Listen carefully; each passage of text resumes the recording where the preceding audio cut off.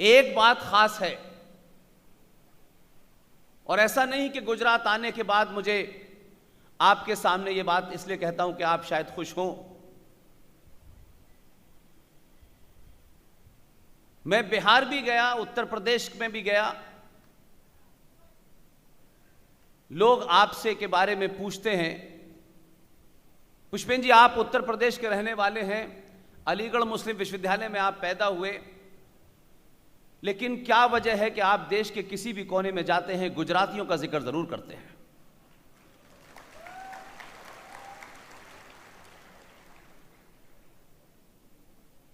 एक सबसे आसान काम जो हम सब ने एक लंबे समय के कारण, एक हीन भावना के शिकार होने के कारण, इंफीरियरिटी कॉम्प्लेक्स के कारण, एहसास कमतरी के कारण आज हम किसी की तारीफ करते में भी बड़े कंजूस हैं। तारीफ करने में कोई पैसा नहीं लगता है, बहादुर को बहादुर कहने में कोई फर्क पड़ता नहीं है। मैं इसलिए आपका जिक्र जरूर करता हूं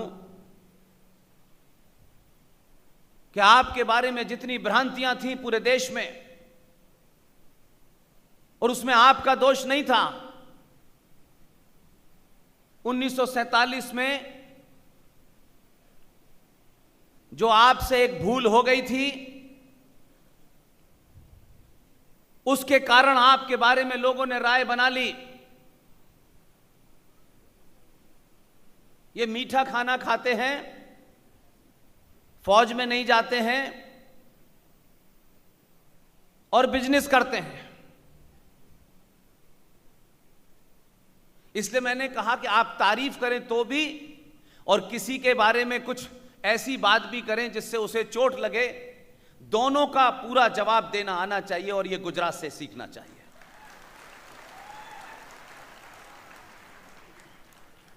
भूल इंसान से भी होती है, देश में भी होती है, नेताओं से भी होती है। ऐसा नहीं है कि कुछ आदमी बड़े हो जाते हैं तो भूल नहीं करते। बड़े लोग भूल करते हैं तो देश बर्बाद होता है, और छोटा आदमी भूल करता है तो एक घर बर्बाद होता है। लेकिन महान और बड़ा उसे कहते हैं जो उस भूल का प्रायश्चित भी कर ले। आप तो उन महान लोगों में से हैं। भले ही आपकी पहचान गुजराती की है, भले ही 1947 के कारण दुनिया में गुजरात के बारे में लोगों ने कोई राय बनाई होगी, क्योंकि आपने कोई गलती की होगी, और आपने उसका प्रायश्चित जब किया तो आपने प्रायश्चित भी किया, और उसके बाद में फिर दो ऐसे भेजे कि दुनिया में आपके बारे में राय बदल गई।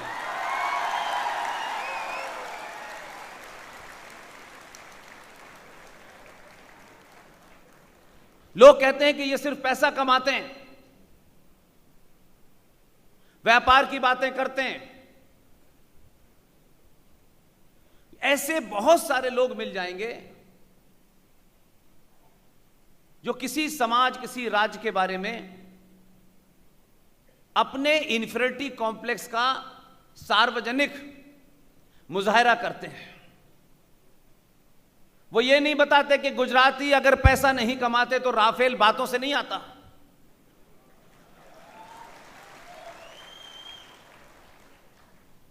इसलिए गुजराती दोनों काम करने लगे हैं। पहले एक ही काम कर रहे थे, इसलिए आपकी छवि थोड़ी खराब थी। और उस विषय को मैं आज आपके सामने तथ्यों के साथ रखूंगा, क्योंकि जब भी मैं गुजरात आता हूं तो गुजरात का एक सपूत है जिसके बारे में हमने बड़े गाने सुने हैं। अब तो वो रही नहीं जिन्होंने ये गाना गाया था। दे दी हमें आजादी बिना खड़ाक बिना ताल, और हमने ऐसा चरखा चलाया कि उसकी हवा में अंग्रेज उड़ गए।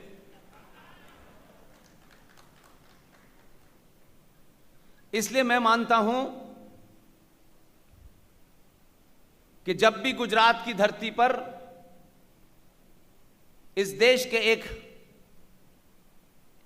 अब उन्हें आप महान कहें, महात्मा कहें, या आपकी मर्जी है, ना तो संविधान ने आपके ऊपर कोई ऐसा बात कही है कि आपको यह कहना है। इसलिए दो तीन चीजें मैंने पिछली बार भी जब आया था तब बात कही थी, लेकिन उनके बारे में जितना ढूंढता हूं उतने ही वो कमजोर साबित होते हैं।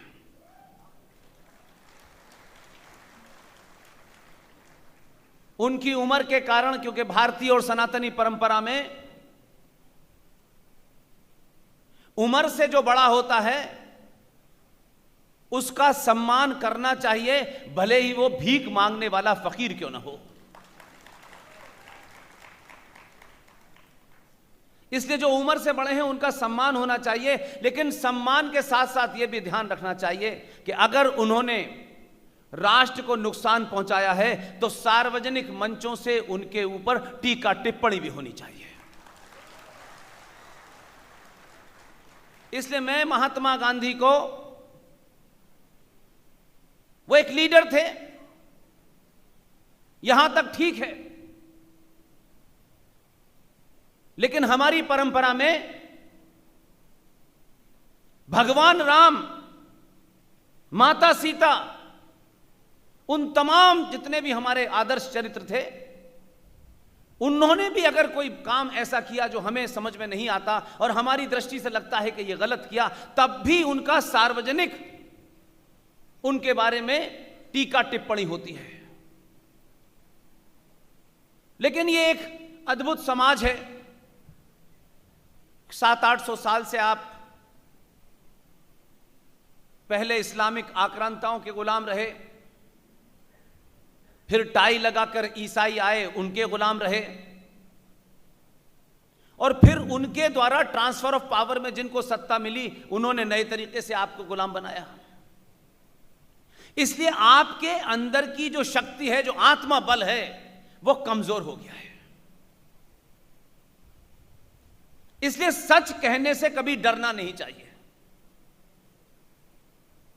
क्योंकि सच की एक प्रवृत्ति होती है, उसकी एक टेंडेंसी होती है कि सच को जितना नीचे दबाइए उतनी ही ताकत से बाहर आता है। यह जरूर होता है कि एक समय लग जाता है तो लोग कहते हैं शायद यह झूठ ही चलता रहेगा। इसलिए आज हम बहुत सारी घटनाओं को बड़े ताज्जुब और अचंभे के साथ देखते हैं, सरप्राइज के साथ देखते हैं। तो जो भी कुछ घटनाएं घट रही हैं इस देश में, उसके बदलाव का मूल कारण क्या है?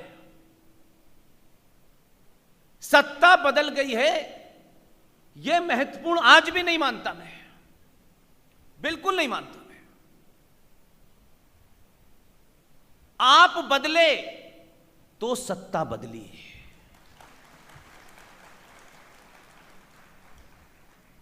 इसलिए आज पूरी दुनिया में जो आपको लेके चर्चा है, आपके पैदाइशी शत्रु,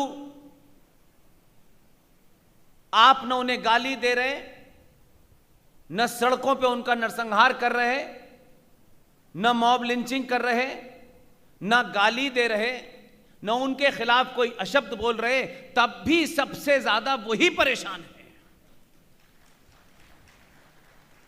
इसका मूल कारण समझिए। इसका मूल कारण है 700 साल के बाद आपने अभी मात्र 1% सच बोला है, 1% बोला है। और दुनिया आपको 1947 और बापू से नहीं जानती, दुनिया आपको आचार्य चाणक्य से जानती है, चंद्रगुप्त से जानती है। यह बात अलग है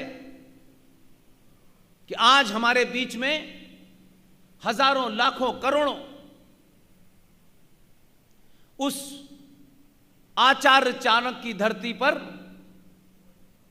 बहुत सारे चाटुकार पैदा हो गए हैं। और ये तमाम चाटुकार हर जगह हैं। अभी जब मेरे यहां आने से पहले एक टोली है बहुत बड़े चाटुकारों की दिल्ली में,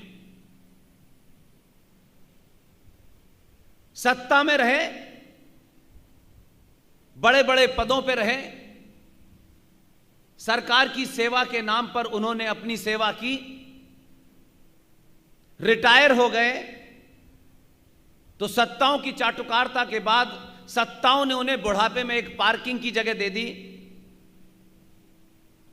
और 14 के बाद उनकी पार्किंग की जमीन खत्म हो गई है। अब क्योंकि पार्किंग नहीं मिल रही है तो समय समय में बीच बीच पे ये महान आत्माओं की मरी हुई आत्मा जाग जाती है। हर बात पर वो ये बताने की कोशिश करते हैं कि हम बहुत बड़े बुद्धिजीवी हैं, न उनसे पहले कोई था न उसके बाद कोई पैदा हुआ। भारत की संसद नई बन रही है, इस पे भी उनका ऑब्जेक्शन है। और पेपर पे 150 लोग साइन करके अखबारों के ऑफिस में भेज देते हैं कि इस देश के 100 बुद्धिजीवी बहुत चिंतित हैं, चिता पे बैठे हैं तब भी चिंतित हैं। कोई सुन तो ले उनकी, कोई सुन नहीं रहा है, तो अखबारों के माध्यम से वो चिट्ठी छपवा देते हैं कि देखिए इस देश में मुसलमानों के खिलाफ बहुसंख्यक हिंदू समाज जो है बड़ा अत्याचार कर रहा है। उनकी बौखलाहट इस बात से नहीं है, वो मुसलमानों के कोई हितैषी हैं ऐसा लगता नहीं है उनके चरित्र से। 14 में ये चिट्ठी नहीं लिखते थे। 14 के बाद से इन्हें जो थोड़े बहुत चापलूसी करके कुछ पुरस्कार मिले थे ये इन्होंने गुस्से में वापस कर दिए। आपने जिसे भेजा है उसने फिर दोबारा से उन्हें वापस नहीं किए।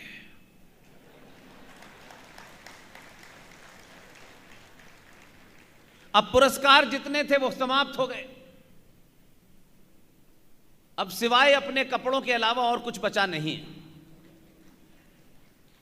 तो बीच बीच में उनकी कोशिश होती है कि कोई रिलेवेंस बनी रहे, तो उन्हें संसद भवन के अंदर भी हिंदुत्व दिखाई देने लगता है। 26 दिसंबर को बाल वीर दिवस मनाया जाए, इसमें भी सांप्रदायिकता नजर आती है। राम मंदिर के निर्माण में भी भारत टूटता नजर आता है। तो ये अब जिसे कहते हैं कि जब कोई दिया बुझता है तो जब वो अंतिम सांसें लेता है तो तेज तेज जलता है 5-7 मिनट के लिए। इसलिए मैं आपसे, राजकोट के 20 लाख लोगों से और आपके माध्यम से पूरे गुजरात के लोगों से बार बार एक ही बात दोहराता हूं और आज फिर दोहरा रहा हूं। आपने जो पूरे देश को एक नई रोशनी दिखाई है, आपने जो ट्रेनिंग सेंटर खोला है, इस ट्रेनिंग सेंटर में आपने डॉक्टर को बुरे से बुरे ऑपरेशन का एक्सपर्ट बनाया है।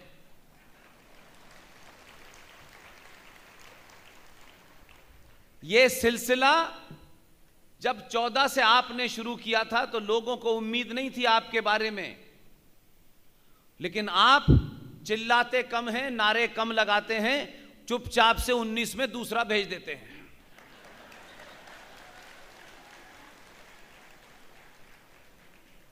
इसलिए इस सिलसिले को जारी रखना गुजरात के लोगों की जिम्मेदारी है।